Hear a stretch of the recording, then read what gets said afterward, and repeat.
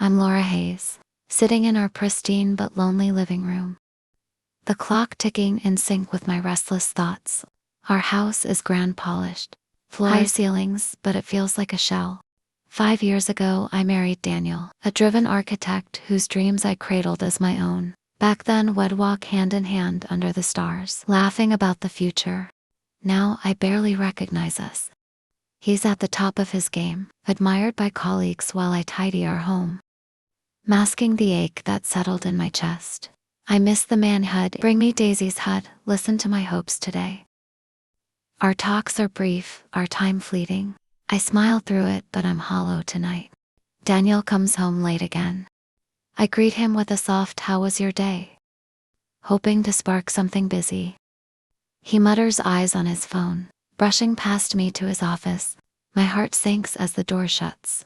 I want to reach him to mend the rift, but I don't know where to start. He's buried in worker, so I tell Miss chasing success that's pulled us apart. I don't see it yet, but our foundation's cracking, and what's coming will shatter everything. Daniel's ambition always defined him, but it's taken a new edge. At a client dinner, he meets Vanessa, a bold interior designer hired to revamp a project. She's electric confident, witty, everything I've faded from in his eyes. I'm steady, quiet. She's a whirlwind. They start with coffee chats, then late meetings. I notice his absences.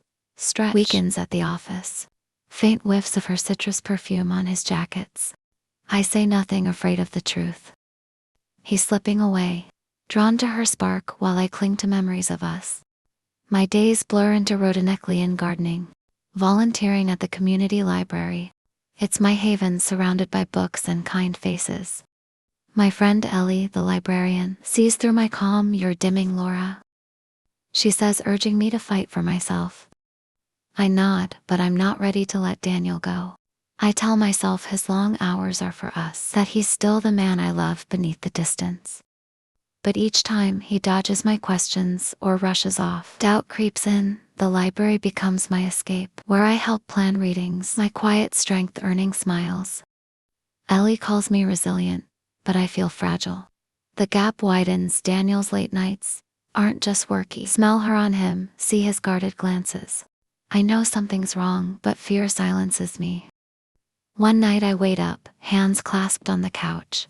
He stumbles in, tie loose. Exhausted. Daniel, can we talk? I ask, voice steady, despite my trembling heart. Not now, Laura. I'm beat, he snaps. Heading upstairs, I sit there, hope slipping away. He's not just distant, he's gone. Vanessa knows how to play him. She flatters his talent, calls him a genius, feeding the ego I've quietly supported for years. She's at his events now, charming his world, while I'm sidelined. She wants his status, his life theme out of it. Daniel's too smitten to see her game at home. I notice his sharper suits, his constant texting, his evasions. It hurts, but I hold back, scared to confirm what I suspect. Then comes the Gala. Invite arrives for a big architecture award night. Daniel's thrilled, says it'll seal his reputation. Are we going together? I ask, hopeful. He hesitates, mumbles about work, changes the subject. My stomach drops. She's taking her. Ellie hears about it from a mutual friend and confronts me. You're not invisible, Laura. Go show them who you are. Her words ignite something.